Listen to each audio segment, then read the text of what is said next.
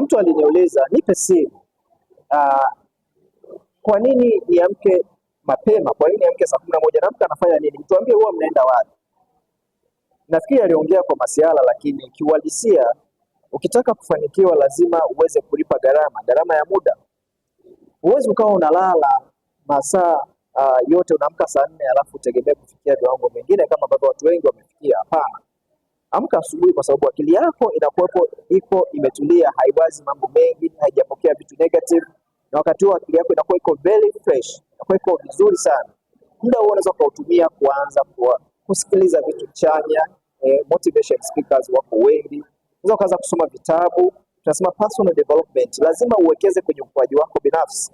Tumia muda huo kuwekeza kwenye ukuaji wako binafsi, kwa sababu ndivyo vitu ambavyo vitakusaidia kutoka hatua moja kwenda nyingine. Watu wengi wameshapitia hatua ya kupokea vitu negative. Umeshaambiwa uwezi, umeshaambiwa wewe ni maskini, umeshajaribu kufanya hivi vitu vimeshindikana. Kwa hiyo una vitu vingi sana ambavyo ni negative, na ndivyo ambavyo vinaenda kuathiri saikolojia yako.